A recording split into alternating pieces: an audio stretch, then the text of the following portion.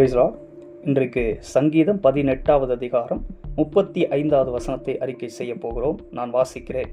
உம்முடைய இரட்சிப்பின் கேடகத்தையும் எனக்கு தந்தீர், உம்முடைய வலதுகரம் என்னை தாங்குகிறது, உம்முடைய காருண்யம் என்னை பெரியவனாக்கும். நாம் அறிக்கை செய்வோம். உம்முடைய இரட்சிப்பின் கேடகத்தையும் எனக்கு தந்தீர், உம்முடைய வலதுகரம் என்னை தாங்குகிறது, உம்முடைய காருண்யம் என்னை பெரியவனாக்கும். மறுபடியும் சொல்லுவோம். உம்முடைய இரட்சிப்பின் கேடகத்தையும் எனக்கு தந்தீர், உம்முடைய வலதுகரம் என்னை தாங்குகிறது, உம்முடைய காருண்யம் என்னை பெரியவனாக்கும். ஆமென். நாம் ஜெபிப்போம்.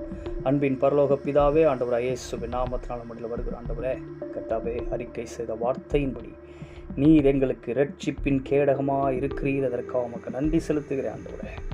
உம்முடைய வலதுகரத்தினால் எங்களை தாங்குகிறீர். அதற்காக உமக்கு ஸ்தோத்திரம். கர்த்தாவே, உம்முடைய காருண்யம் ஒவ்வொருவரையும் பெரியவர்களாக்கட்டும்.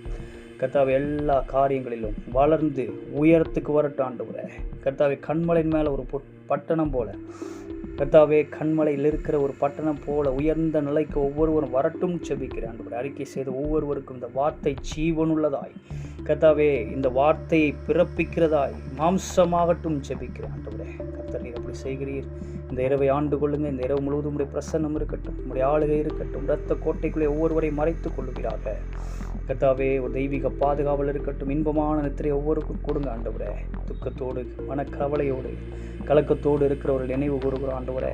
அவர்களுக்கு இருக்கிற எல்லா பிரச்சனைகளும் சூழ்நிலைகளும் கர்த்தாவே இன்று இரவிலே மாறி போகட்டும் செபிக்கிறேன். காலையில் ஒரு புதிய திறந்த வாசல் உண்டாகட்டும், புதிய பலன் உண்டாகட்டும், புதிய ஆரோக்கியம் உண்டாகட்டும், சமாதானம் உண்டாகட்டும், சந்தோஷம் உண்டாகட்டும். எல்லா கர்த்தாவே இழப்புகளும் மாறட்டும் செபிக்கிறேன். அப்படி செய்கிறீர். அதற்காக உமக்கு ஸ்தோத்திரம்.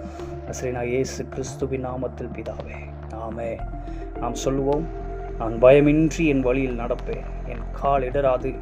நான் படுக்கும்போது பயப்படாதிருப்பேன், நான் படுத்துக் கொள்ளும் போது என் நித்திரை இன்பமாக இருக்கும். சடுதியான திகிலும் துஷ்டர்களின் பால் கடிப்பும் வரும்போது நான் அஞ்ச மாட்டேன். கர்த்தர் நம்பிக்கையாயிருந்து என் கால் சிக்கிக் கொள்ளாதபடி காக்கிறார். ஆமென், ஆமென். God bless you.